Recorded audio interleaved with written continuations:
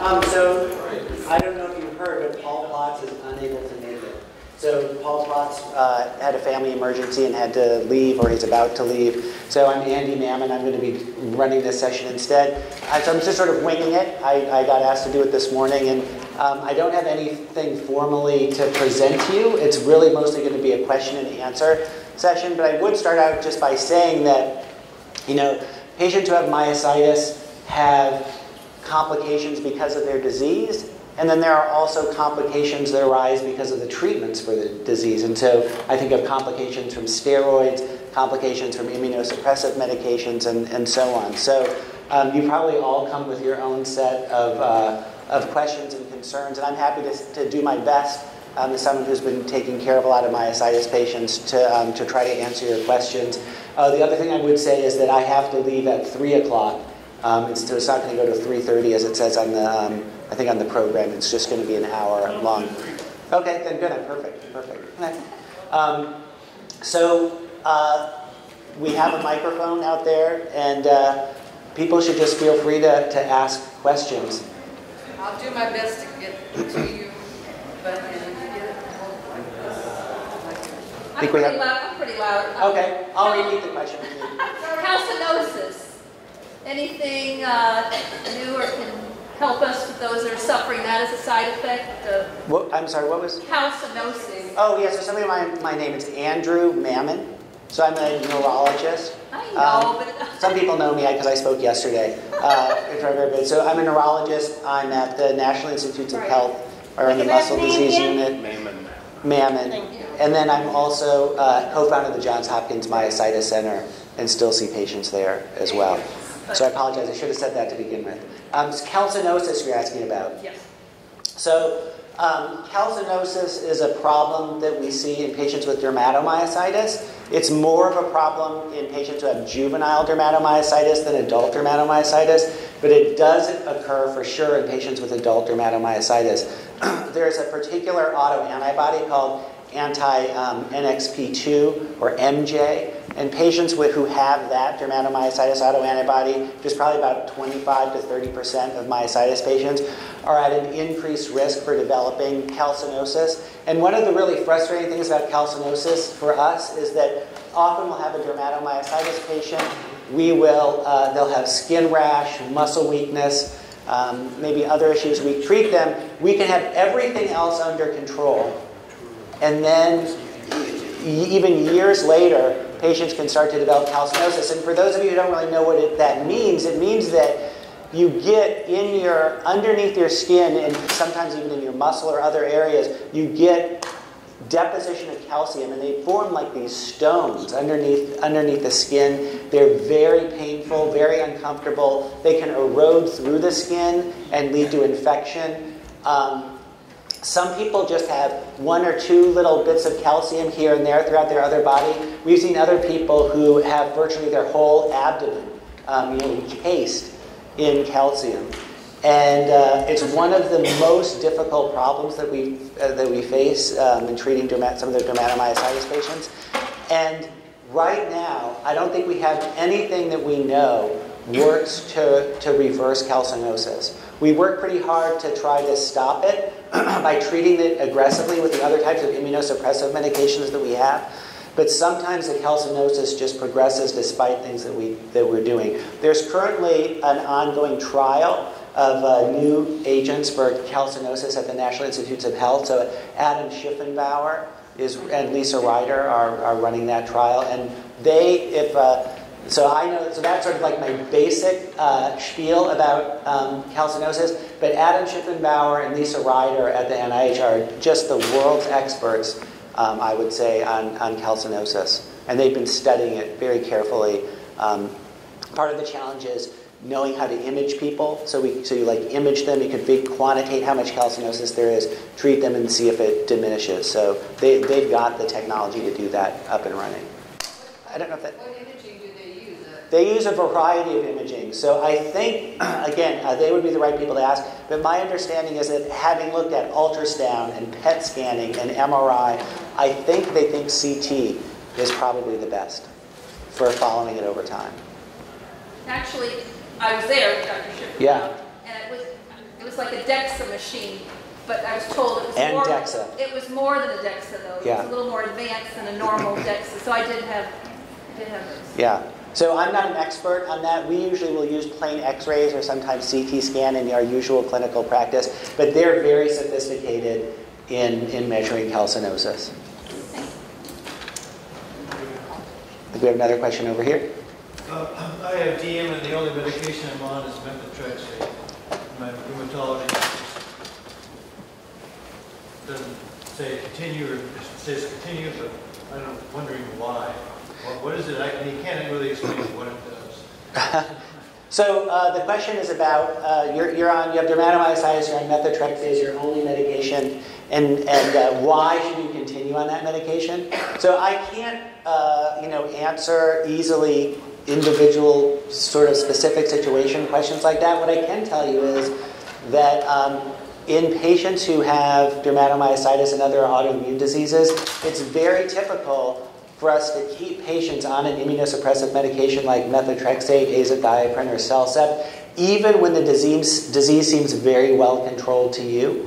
Doesn't necessarily mean we do it forever, and how people do this varies. In my own personal practice, if I have somebody whose disease has like totally gone away, and they're on methotrexate, meaning that their CK is normal, they basically don't know they have the disease, I will usually leave them on that medication for a year or two, even though they seem totally fine, if they're not having significant side effects, and then I slowly taper it over like a year or two. That's just what I do. I'm sure there are as many ways to do that as there are doctors who take care of myositis patients, but my goal is to try to prevent a relapse. And if a relapse is going to happen, that we see it coming from a distance, it's very slow, and we can just get right back on it or not. Yeah, I kind of fit in the category you're talking about. The second part of the question is, what are there any long-term effects of methotrexate? So in terms of methotrexate, there are two main things that we worry about. One is liver toxicity over time. And so we typically measure liver function tests in patients who are on methotrexate routinely to make sure that that's not happening. Another potential side effect of methotrexate is pulmonary fibrosis. So anybody who is on methotrexate needs to know, if they develop a cough or shortness of breath, they need to let their doctor know right away. Usually it's a dry cough because that would be one sign of pulmonary toxicity. And it's important to stop the medication before that goes on for too long, because if you stop the medication quickly, then usually you get reversal of the pulmonary toxicity from the methotrexate. Immunosuppression is another potential side effect. You're more at risk for infections, and those are the main things. But it's functioning there to keep your immune system suppressed, to keep the fire out, if you will. Dr. Mosevart told me that if you don't, in my situation, if I didn't get ILD within 4 years, it's not going to happen. So in terms of the ILD toxicity, when does it happen? I'd have to say I agree that I've only really seen people get it within the first year of starting methotrexate, but it's a great question. I don't know the data on whether if you make it a few years without getting pulmonary toxicity, you're totally off the hook or not. I should know that. I actually don't. I always learn things when I come to these because I ask good questions. Just like going to my own clinic, I always am learning things because people come up with a question that I haven't heard. I think you've answered some of our questions that I had. Alan has familial IBM. Yeah. He's treated with a cocktail of the methotrexate, the IVIG treatment, and prednisone, and been on it about 8 years. So just wondering long-term effects, what complications might occur. He's recently had a heart attack. And so wondering, was it the prednisone might have contributed to the heart attack, or? So he's on prednisone, IVIG, and methotrexate? Correct. So for familial IBM. So first of all, I'd say it would be controversial about how to treat familial IBM, but let's say that's the route you've decided to go. One of the potential complications of IVIG is blood clots. And blood clots can cause heart attack. So one of the things we always tell people who are going to start an IVIG is heart attack is a potential side effect of the IVIG. We tend to avoid the use of IVIG in patients who've had a heart attack or stroke or blood clot. There are exceptions to that, And sometimes we will anticoagulate people or put in a filter or something like that if we just have to use IVIG. But I think of a heart attack, again, I don't know the details of your situation, but often that is a relative contraindication to using IVIG. In terms of the methotrexate and the prednisone, when we talked about the methotrexate side effects, and in terms of the prednisone side effects, pretty much I would say anything over 5 milligrams of prednisone per day, and you're having significant risk of side effects over the long term. Now that may be something that you can, you're willing to put up with if you think that the drug is really having some positive impact for you. But usually, if you think that prednisone isn't actually helping or is unlikely to help, then you probably wouldn't want to expose yourself to those risks. And of course, the more prednisone you're on, the greater the risks are. So you took like 60 milligrams for like 3 years in a row every day. That's a lot of prednisone. Yeah, it's down to 7.5 Yep. now since the heart attack. It was on 20 and 10, and now they've got it to 7.5. Yeah. I would bring up I would inquire about the continued use of IVIG. Okay. Yeah, because we had asked the doctor, sure, go ahead, that's what and then you just said several things. Yeah, I mean, we have to tell everybody. Heart attack and stroke are the dreaded, Yes. side effects. Kidney problems, but that not as much as we used to see. The new formulations are better for kidneys than the old IVIG formulations. Thank you for giving us that knowledge.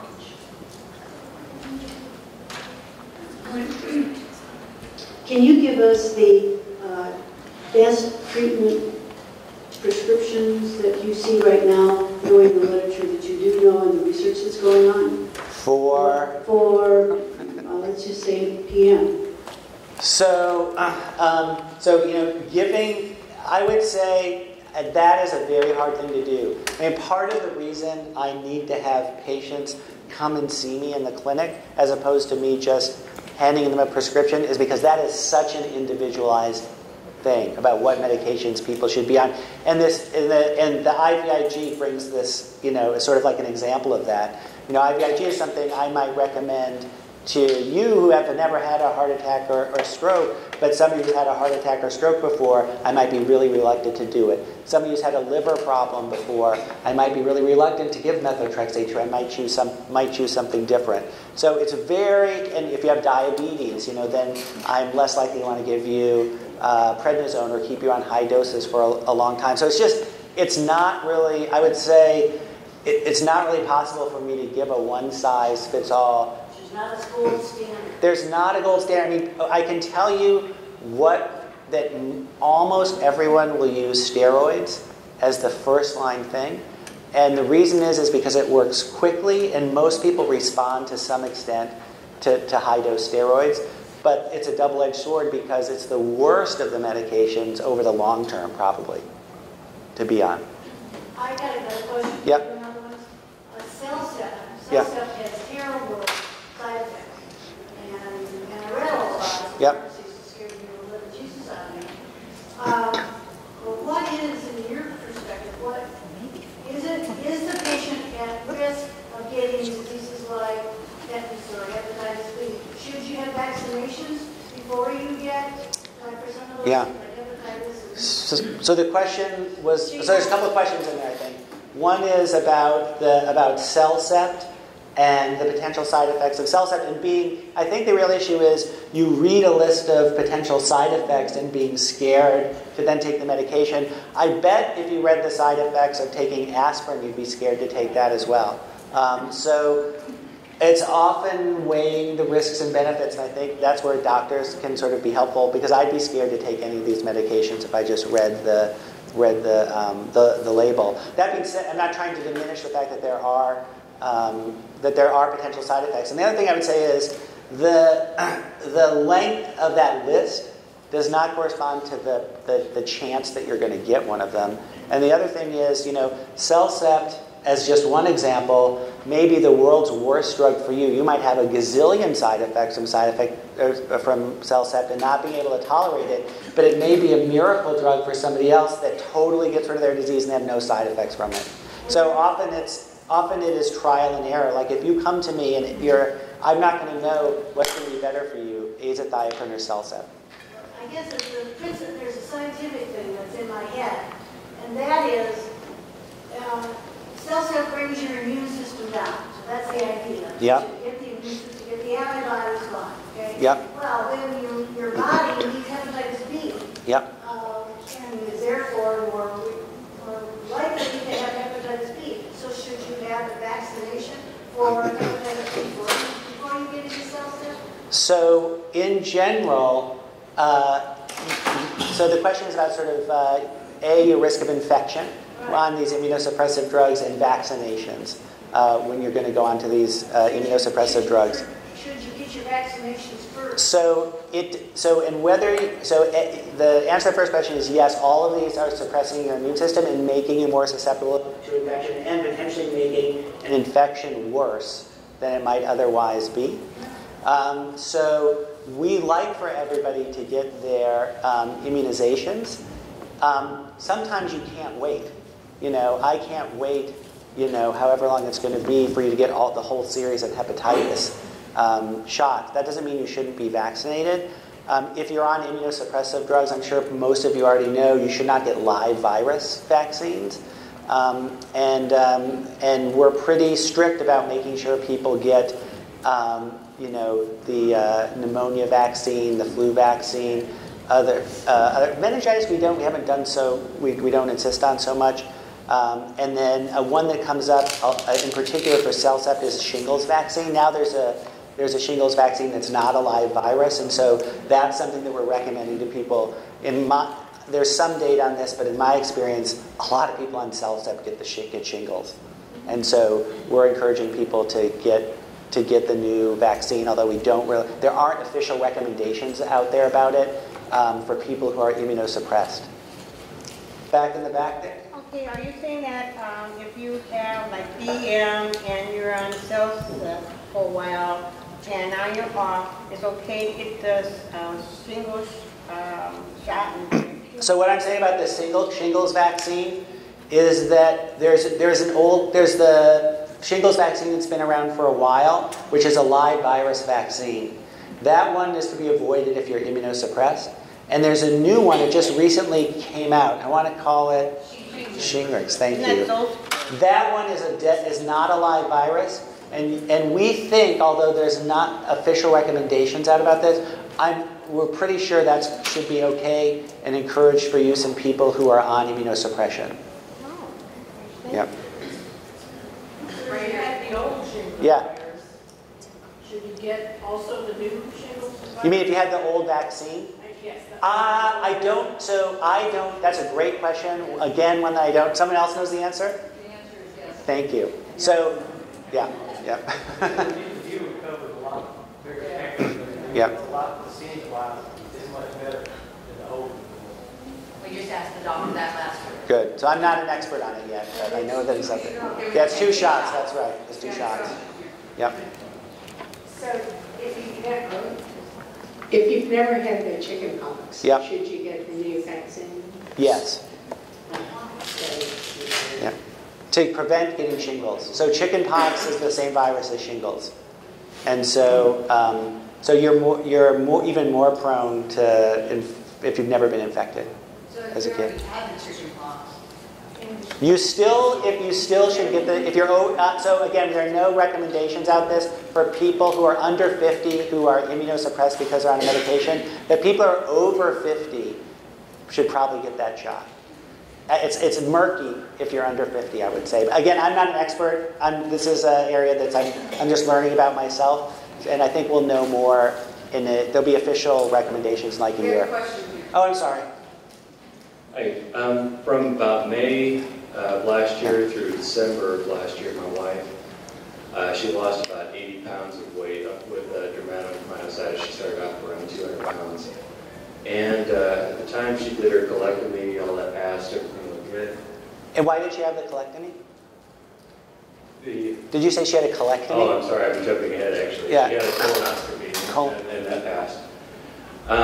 End of January, the doctor admitted her to the hospital, went to rehab for about a month.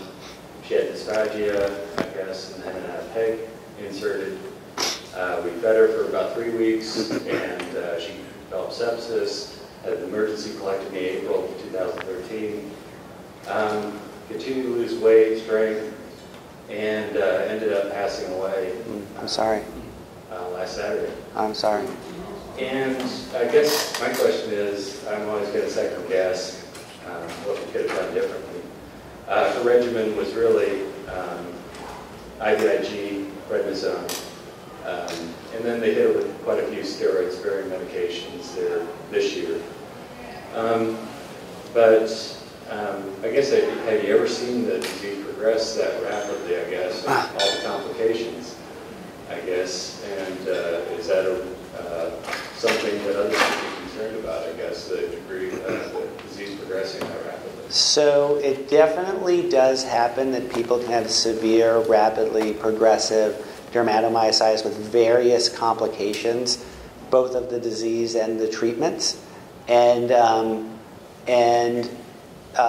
it's relatively rare, and it usually is at the beginning of the disease as opposed to later. And so I don't know that I would want to make people who've had the disease for a while and who seem to be doing okay and responding to treatment. It would be unusual for somebody like that to then find themselves in an intensive care unit with like severe, rapidly progressive symptoms. It's more often that we see that at the very beginning. I don't know if that was your wife's situation. She was diagnosed in about 2015 actually. Yeah. And she had fibromyalgia before that. I don't know. Maybe it was a misdiagnosis before. But she really only had 2 bouts of it. First bout, she responded well to prednisone and IVIG. She was in remission for about a year on low-dose prednisone of 5 milligrams. And then she had a big bout with the disease that she never really recovered and responded to prednisone. Yeah, no, I mean, that's really terrible. Again, I don't know the specific details about what went wrong with her. Obviously, I guess if you get sepsis, that's bad, and that can kill you. And sometimes that's a complication of the treatment. Go ahead. So, I'm new. This is my first conference. I just diagnosed last year. But I've heard everybody throughout the last few days talk about the Rituximab, and no one has said Individualized. I'm on 200 Individualized. It seems like nobody else is on Individualized. Oh. Okay. I bet you there are other people on Individualized. So 2 of us. Yeah. So why one choice over another? Okay, so so I would say this. They have different side effect profiles, but they also are good at different things. So people who have joint involvement, like if you have arthritis, I tend to like to use methotrexate because it works. I think it works better for arthritis than azathioprine does.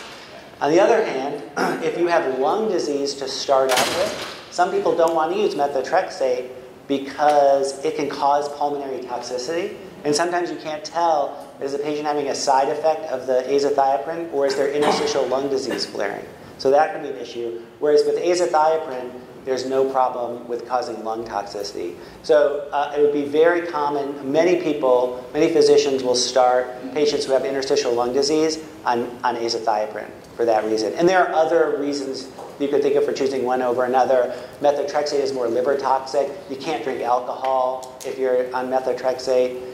There are reasons why you might decide not to go with methotrexate and to go with azathioprine. Pregnancy is absolutely contraindicated if you're on methotrexate, but more and more people are thinking azathioprine might be safe in pregnancy. So, I just want to tell my last point. We have a question here. Yeah, I'm bad at being fair about picking people. I don't know. It's like, I'll let somebody else do it. I have a question for this young man here that wife just passed. When I was first diagnosed with dermatomyositis, I was really, really sick also and hospitalized. And they said that I had the lung disease and I was having a hard time breathing and swallowing and I was choking and coughing at night. Did your wife have the same symptoms? That's a really good question because I really didn't know that much about myositis until this year. Because I trusted the experts, I guess. And I'm from the Dallas area, and it turned out that I quickly became the expert in the room, unfortunately. That was one thing that after actually the myositis.org website, I learned about ILD, and I was wanting her to get a panel and see if she had the anti-Jo1 to see if that could show a trajectory for her. And sure enough, she did have ILD there towards the end. And I don't know how. Because I just got diagnosed from that also. Yeah. I'm still here to talk about it. I was diagnosed in 2002 with dementia. Yeah. And it was horrible because she was on the pressure support and all that, and all of her numbers looked great, but they said her oxygen looked good, her tidal volumes looked good. But she kept saying, I'm struggling to breathe, you know? Yeah. And so it's hard, they can't quantify it from just the raw data, unfortunately. Well, they were doing a lot of MRIs, and I was on methotrexate for a while, and then that bothered my liver, so they had to take me off that, and they gave me a Relapse, and threw me off of that. We actually can't hear you up here. I apologize. I think what saved me is I had 6 doses of Cytoxin and gamma globulin. Yeah. So ILD, you know, ILD is sort of the most serious aspect of in some patients who have myositis. And you know, I was talking about some data yesterday at the talk, and it's really the most of the not all, but most of the patients who succumb to it are succumbing to it. Are the people who have severe interstitial lung disease, especially patients with MDA5 autoantibodies have especially bad lung disease. So it's a big problem, and we need to figure out how to address. I think treating really aggressively early is one thing, but even then, sometimes there's nothing that can be done. We have a microphone back. Okay. I'm going to let you pick people because I. Yeah. I just have a quickie. Well, maybe. Been using prednisone a long time. Should you vary the dose when you get sick, or any of the rest of them? So the question is about if you're on prednisone, do you need to change the dosage if you get sick? And the answer is that if you're on prednisone for a prolonged period of time, so backing up, usually your adrenal glands make corticosteroids. And when you get sick, you need more corticosteroids, and your adrenal glands will make more, and that will help you through a period of illness. If you're on steroids, because you're taking it by mouth, your adrenal gland shuts down. And so if you get really sick, your adrenal gland is not going to make all the corticosteroids you need to fight that disease, and you may need what we call stress dose of steroids. So it is important, if you're on steroids and you get really sick, or you're going to go for a big surgery or something like that, that the physicians know that you may need stress dose steroids. This probably doesn't apply for like you get a cold, normal types of sickness, but if you're really sick, you might need stress dose steroids. Does that answer your question? Yeah, pretty much. Yeah. Okay. Do you have any experience with or information with TNF inhibitors for treatment for myositis, specifically DM? Okay, so there's been a trial of TNF inhibitors in DM, and it didn't really show that they work that well. We mostly use TNF inhibitors for patients who have arthritis. Where like I can't use methotrexate for some reason, or the methotrexate isn't effective, TNF inhibitors or Rituximab might be something that we use. They are not first or second line agents really for us usually. So I have one patient or maybe 2 patients who are on TNF inhibitors, and they're on it for arthritis. It doesn't mean that they might not work in some people, but we definitely don't use them as much as other agents.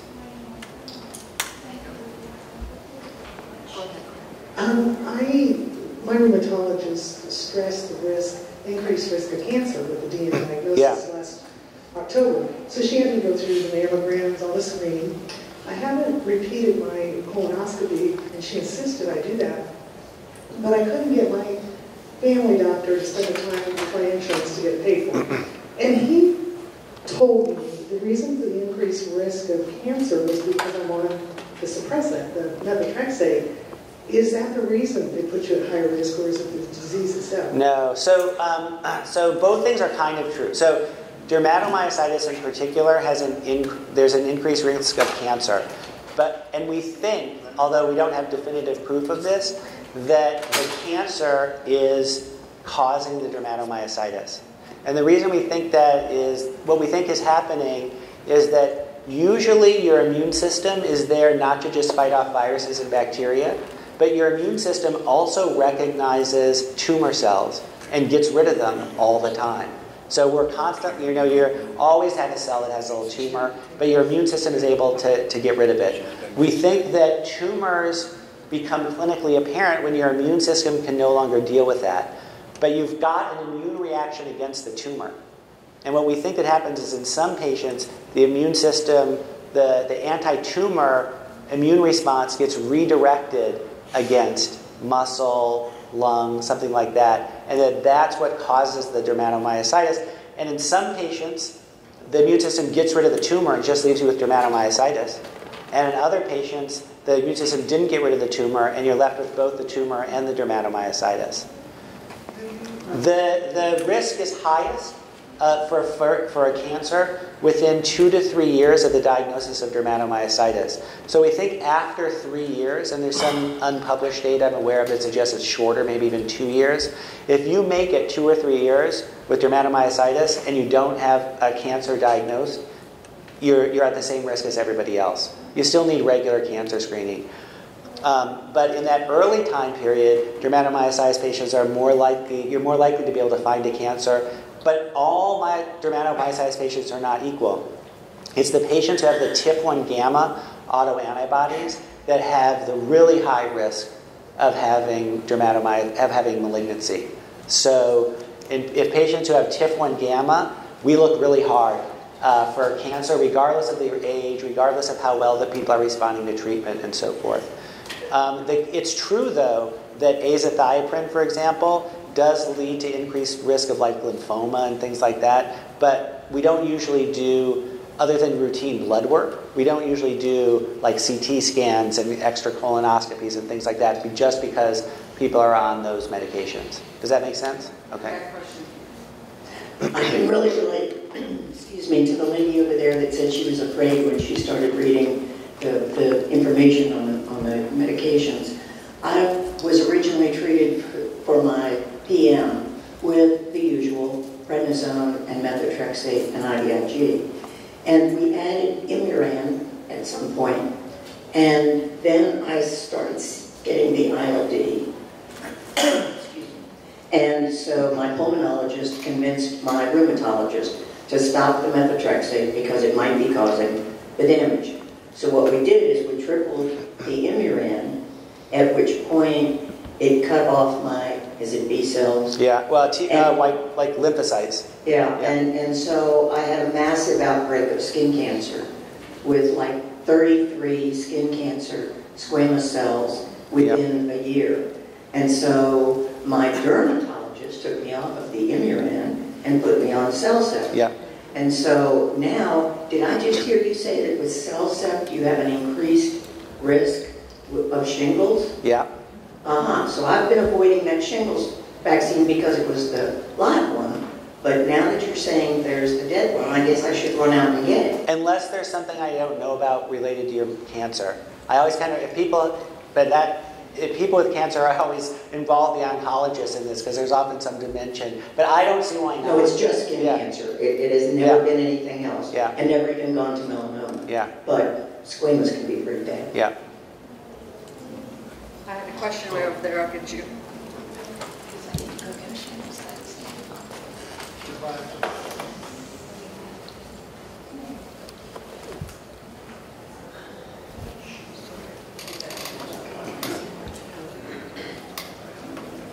I have DM and I've been on prednisone for 2.5 years now, and I just found out that I have severe osteoporosis from it. Yeah. Had a really hard time getting lower on my prednisone dosage. Finally I have an immunosuppressant that seems to be working well, and I'm at 5 milligrams of prednisone for the first time the entire time I've had the disease. So I just wonder, should I, make the attempt to get off of it completely, or would it be okay to stay at the 5? So one thing everybody should be aware of is that you are on prednisone, you're at risk for osteoporosis and osteopenia. And so pretty much everyone ought to be on calcium and vitamin D if they're on prednisone. And many patients should probably be taking a bisphosphonate prophylactically if you're on prednisone. But even with that, you can still develop osteoporosis. It's not a guarantee that you won't.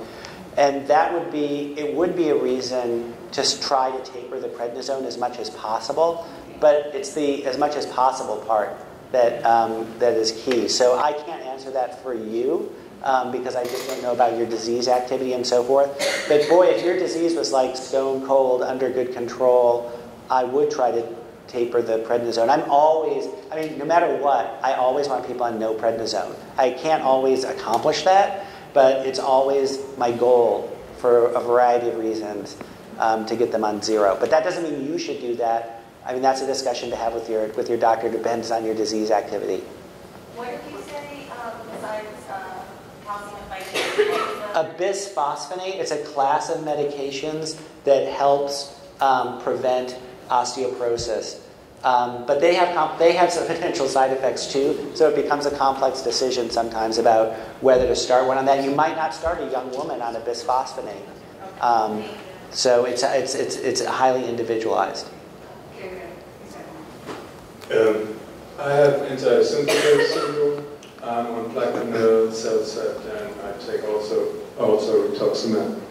My question is, for the Plaquenil, I have to go once a year and have my eyes checked. Yeah. I don't know exactly what for, but they can get pigment with the Plaquenil. You can get deposition of pigment, and if you stop the Plaquenil, that process stops. But otherwise, it can just get worse and worse. Okay. And then for Celsat, we're checking out the liver enzymes. My question is, the Rituximab is pretty new as far as I know. Is there anything you have to look out for? Is there something you check? Or? That's a great question. So it's usually not the case that there's some special test that we do to monitor patients who are on Rituximab, except what we will monitor are your B cell levels sometimes. So the Rituximab functions by getting rid of your B cells. And so sometimes what we'll do is monitor the B cells and decide to give you Rituximab again when your B cell levels start going up. So that's one thing that might be checked. Other people might just give you Rituximab no matter what your B cells are doing, because when we check your B cells, we only see what's in the circulation and not what's in lymph nodes and elsewhere. So But no, in general, it's not like there's something that we're monitoring for safety in people who got Rituximab. But Rituximab is one where you definitely want hepatitis vaccination beforehand. I didn't mention that. Somebody else was talking about hepatitis, and I meant to mention that. Because that hepatitis so reactivation of a dormant hepatitis is something that can happen with Rituximab in particular. What about teeth? I was recently told I had 14 teeth that were failing because of being on prednisone for 3 years, and that I couldn't get any dental work done until I was off of the steroids. So is that in line with osteoporosis? I don't know if it's the same mechanism, but some people definitely get teeth problems with prednisone. Other people do not. Whether you can get the have the teeth pulled or not, that is a different question. So we do have people getting wisdom teeth pulled out who are on steroids and so forth. There's definitely an increased risk, but it just depends on the circumstances and weighing the risk and benefits. You mentioned several times getting off of prednisone. Yeah. So I'm at that point right now for the second time. Yeah. First time, we were tapering down from 10, 9, 8, 7, 6 over many days, or 20 weeks, and we got a flare. Yep. I guess my question is, what regimen do you, what should you be monitoring when you're in that process? Because if you wait to get the physical signs of dermatomyositis, you're already shot. Yeah. So, what other than prednisone were you on? Cellcept, but a lower dose. Yeah. So you sometimes with a question, it's always like trial and error. So let's say you're on Cellcept and prednisone, and then you start trying to decrease the prednisone. Right. Let's say you start to flare when you're at 20 milligrams of prednisone a day. Well, that's clearly way too much prednisone for you to be on forever. So I'm probably going to add something else to your Cellcept. Oh, thanks. Right? Well, like Rituximab or whatever, because I just am not going to tolerate you being on 20 milligrams of prednisone forever. And but let's say instead I get you down to 5 milligrams of prednisone, and then you start to flare. Well, I might decide, well, I'd rather have you on 7 milligrams of prednisone indefinitely than to give you Rituximab or something else that has a risk of additional side effects. You know what I mean? Yeah, the initial Cellcept level was 1,500 milligrams. Total a day? Total. That's low. And that's what everything says. Yeah. So the other principle, another sort of treatment principle that I have is that if I'm going to start something, I'm going to push it to the maximum dose before I decide it's not working, right? Or maximum could be because that's maximum dose that's listed that you can safely give, or it might be the maximum because higher than that you get side effects. They're not tolerable. But so like if you tolerate Cellcept 1,500 milligrams, it's fine, but you can't decrease your prednisone as far as you want. My next move is to put you on a higher dose of Cellcept and then try again. Right, that's what we're doing. Yeah. 3,000. Yeah, that would be my maximum dose. And that applies for different medications. Push it and, before adding something additional. Is there one here and off record? Sorry. So my son has myositis with ILD, and he's been on Cellcept for the last year with no prednisone. He tapered off the prednisone in 4 months. So my question is, your experience, if something's working for someone, does it tend to keep working for that person? If it's working, don't mess with it. Would be principle number one. And the other question is that going to work forever? Mm-hmm. I don't know. Okay. Hopefully. Okay. I have some patients with myositis who I've been able. It's so variable. I have some patients with myositis, and 5 years later they're on no medication and they're totally fine. I have other people that it's just a constant battle, and it's just, and I can't necessarily predict when I first see patients how they're going to do. But as a general rule, people who respond really well to the treatment at the beginning are the people who are most likely going to be able to get off medication later. That would be my general rule. If I'm battling at the beginning, that makes it hard. That makes it less likely in my mind I'm going to get people off. That being said, I can think in my own mind of someone who had horrible dermatomyositis that I had to battle for years, and now is just like on 100 milligrams of azathioprine and feels great. It's not totally off, but it's way better than she was. So one other quick question. So let's say he's on Cellcept for a few more years is what they're saying. What should, he mentioned he has his liver tested, or what test should he keep having to make sure he's not... White blood cell count. Okay. Basically that. Okay. Yep. And the other thing I would say is, in those patients, I don't know your son, but if everybody thought he's just totally normal on this dose of Cellcept, I would, and you decide you want to try to taper it, I would taper it over 2 years. That's what they said. I would do get rid of 1 pill every 4 months or something like that. That's what they said. They would even start from next summer, which would be 2 years. And then take 2 years. And then crap, that's what they said. Yeah. Okay, good. I'm sorry. Is there a relationship between DM and, we've already talked about osteopenia or osteoporosis because of the steroids. So my question is, what about osteoarthritis? I'm not a rheumatologist, so I get my arthritides all confused a little bit. But osteoarthritis is not such a thing in dermatomyositis and myositis, but like a erosive autoimmune kind of arthritis can happen in some people. And some people just have arthralgias, which is just pain in the joints. So those kind of things, joint issues, do go along, especially with the people who have the antisynthetase syndrome like Joe 1, but they can also happen in dermatomyositis patients. Be more rare in people with like a necrotizing myositis. We're on this side. Okay. I know you touched on some of the side effects of being on prednisone for a long time. I wondered if you could kind of go into that a little bit in reference to if your patient had like a fatty liver already and constantly needed to go back up to 60 milligrams of prednisone and then gets tapered off, but then has to go right back onto it. Yeah, so fatty liver is a potential problem. So patients with fatty liver have high liver function tests often, and the diagnosis is made based on liver biopsy usually. And what I would say about fatty liver is that the gastroenterologists tell me that prednisone can make that worse.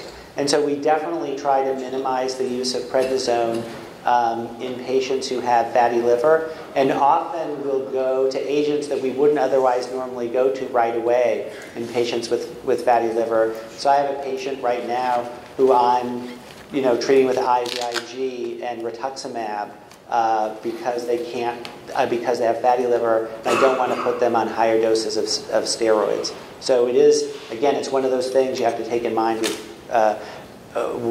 keep in mind when trying to optimize patients' medication strategies. So it's definitely something that you have to keep in mind. And all other things being equal, you want somebody with fatty liver to not be on steroids. But that's not always possible. Yeah. But it's a reason to try something different. Yeah. Hello, yeah. Thanks for being here. Sure. My name is Carol. I have a DN. Yep. Presented with interstitial lung disease back in early 16, cell-set, lymphotic as an IV. Very sensitive to medications, didn't do well. Presently now, this is my 6th month of IVIG. Yep. And I've been on high-dose steroids for 23 months at that time, and down to 2 milligrams of metro now. I now am neutropenic. Yeah. White blood cell count like 1.9, ANC 380 at one point, 700 at another. Do you see an association with IVIG and neutropenia? Not usually. What you can see a batch problem. So we've had people have various problems where a particular batch of IVIG seems to be associated with some kind of funky side effect. So I remember one time there was like a batch of IVIG where people seemed to be getting hemolysis from it, so they'd have low hematocrits. It would be unusual, but not impossible, I think, for it to be. The only way I would know for sure would be to take you off of it and see what happens, but you don't want to do that. So it's a good question. I would act that, if I had a patient like you, I'd probably be having you see a hematologist to get some help with that. Because is there some other reason? You want to make, I would be wanting to exclude everything else that could be causing you to have a low white count before I was going to attribute it to the IVIG. I've never had to take anybody off of IVIG because of that problem, but it's not impossible. Thank you. Yeah. We have about 10 minutes left. Who hasn't asked a question?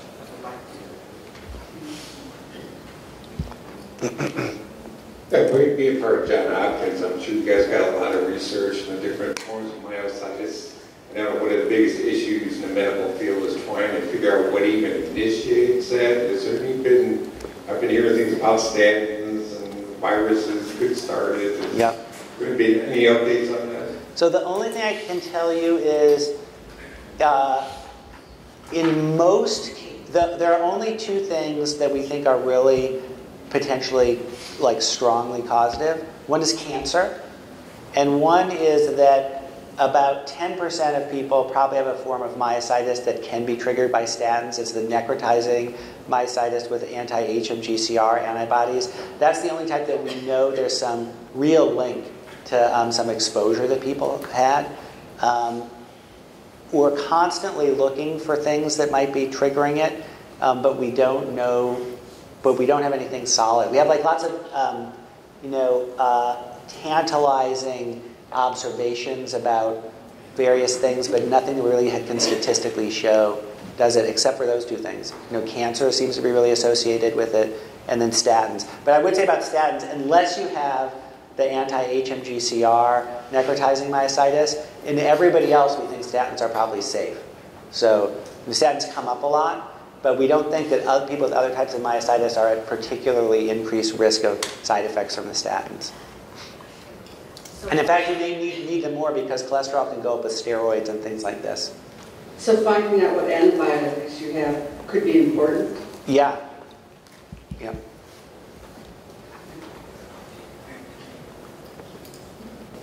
I was recently diagnosed with IBM after previously been diagnosed with polymyositis. And when I was diagnosed with polymyositis, I was put on both prednisone and methotrexate. With the change in diagnosis now to IBM, is there any reason as you see it to maintain being on those medications? So again, you could talk to 5 different people up here who are all experts, and they'd all have a different answer for you about that. What I can tell you is that no medication has ever been proven to help patients with inclusion body myositis. And there's actually a paper where they looked at like 150 people or so. Half got treated with steroids and other immunosuppressive drugs, and the other half did not. And the IBM patients who got treated got worse faster. And by worse meaning they had to move to using walkers or wheelchairs faster. And there are a couple reasons you might think that could be. For example, prednisone makes people a little bit weaker. It actually causes a myopathy in some people. So if you're just barely teetering on the edge of being able to do something, and all of a sudden the prednisone, you get put on a reasonable dose of prednisone, makes you a little weaker, then you might start falling. Also, if you have IBM, you start taking prednisone and you gain 20 pounds. That's another thing that could push you over the edge, right? So it might not be making the disease worse. It might just be having these other reasons for making you just a little bit worse. That being said, there are individual patients who look to me like they have IBM, who may benefit from immunosuppressive therapy. So most people who come to my clinic, not that I try to convince them to stop the medications, but usually once they hear all this, they're like, man, maybe I should consider stopping it. And usually what my approach to do is to do like quantitative muscle strength testing, so I know exactly where they're at when we stop. And then I take things away and measure what happens and see if there's a dramatic difference. The CK will be of no help, usually, because the CK I know is going to go up if you take somebody off prednisone, no matter what their disease is.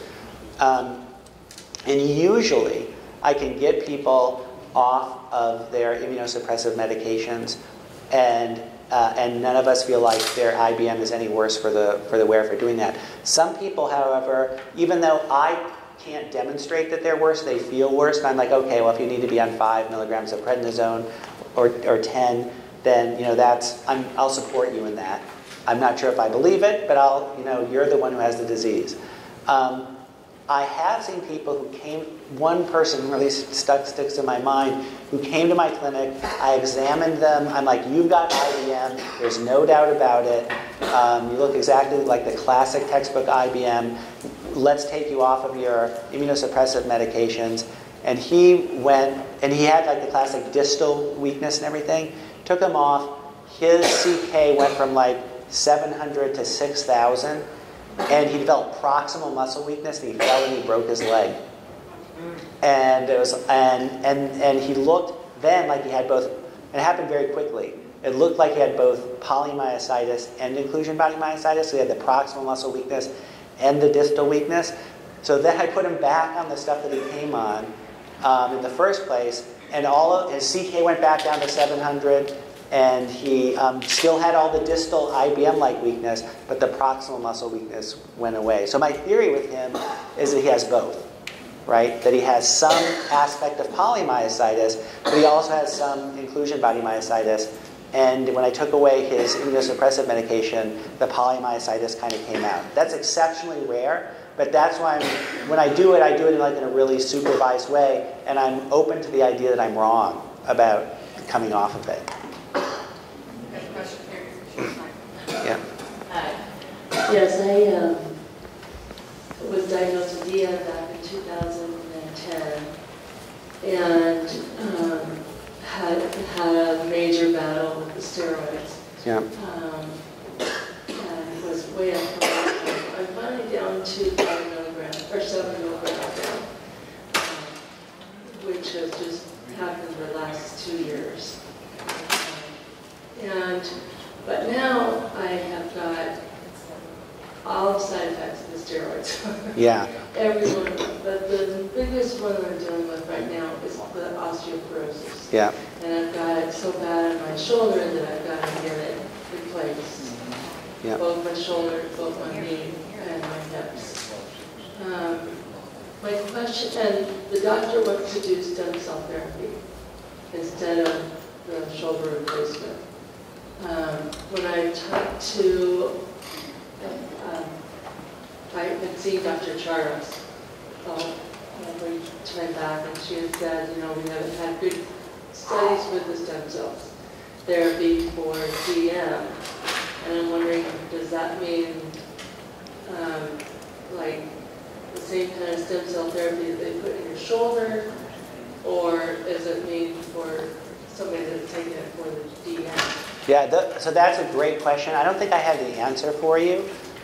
Usually in people who have, if you were my patient, I would say that is sort of out of my area of expertise in terms of what we ought to do. I would have endocrinology and orthopedics people involved in that. What I could tell, what my input would be that I don't think that if they think what you need is a stem cell for the shoulder, and that's their standard thing, I don't have any reason because of your DM that I would say no to that. There may be something that none of us know about, but I wouldn't have any reason not to do that. But I wouldn't expect it to work to fix your DM. Yeah. Yeah. No, I don't. Yeah, but I wouldn't think the DM is a contraindication to getting that. But I don't know. I have to tell you, I don't know squat about stem cell and shoulder osteoporosis. I don't know about it.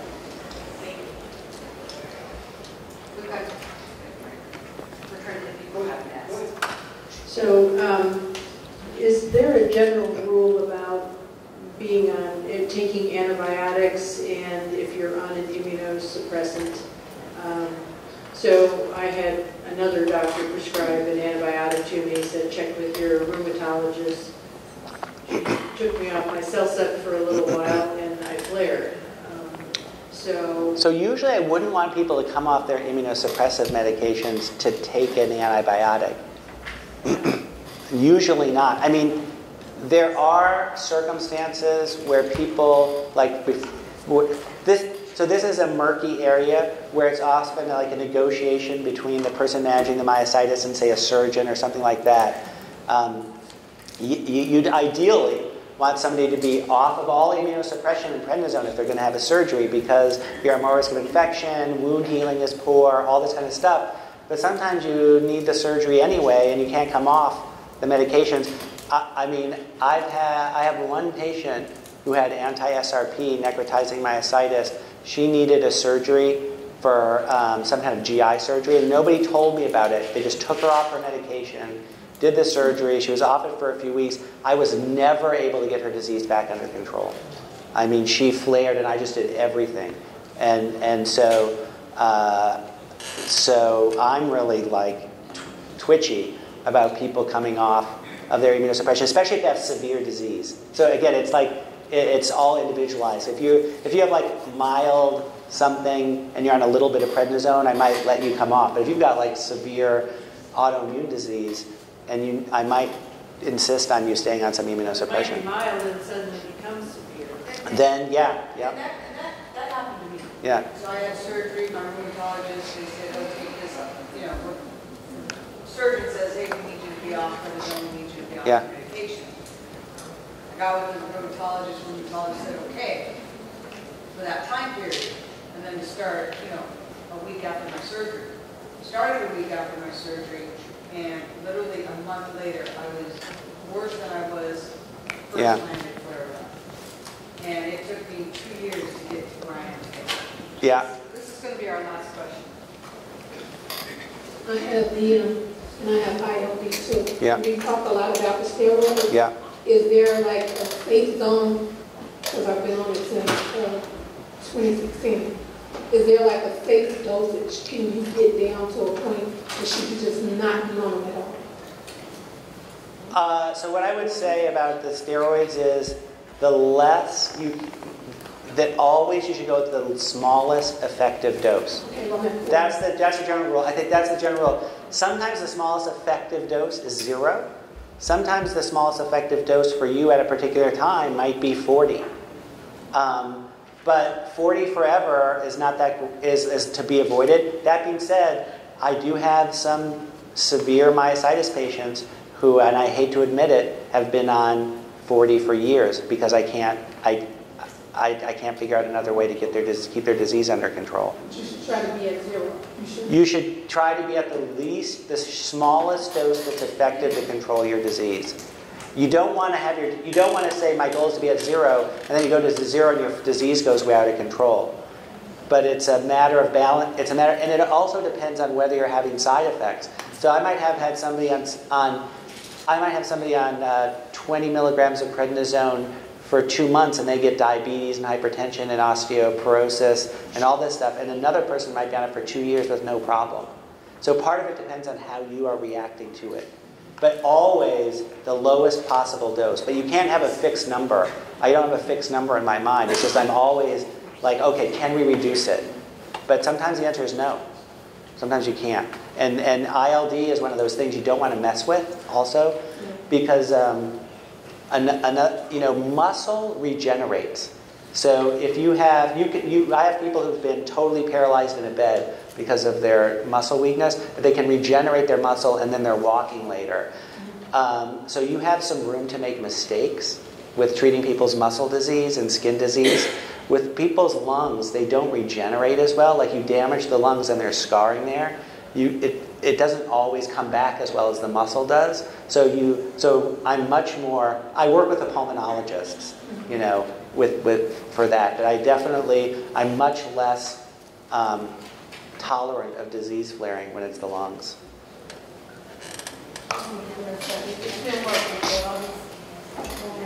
Yeah. All right, thank you guys. I'm sorry for the call.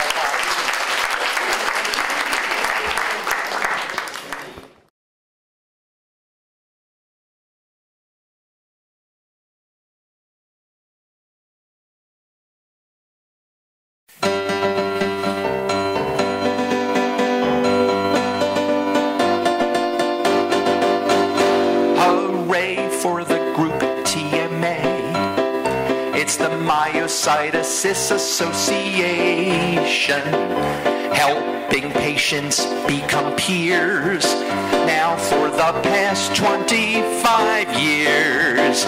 So if you have been diagnosed, here's an organization to unite us. 8,000 members they can boast. For that real strange word that no one's heard, it's myositis. There's an annual patient conference which is just second to none, where you'll learn a lot and network, and you'll also have some fun. And their website is updated with a lot of current news, with lots of info and resources, and much more that you can use, like info TMA compiles, and like lists of clinical trials, and lists of research too. You can review, cause it's all there for you. So hooray for the group TMA. It's the Myositis Association, helping patients become peers now for the past 25 years. So if you have been diagnosed, here's an organization to unite us. A quarter century they can boast. They've been the group that's got the scoop on myositis.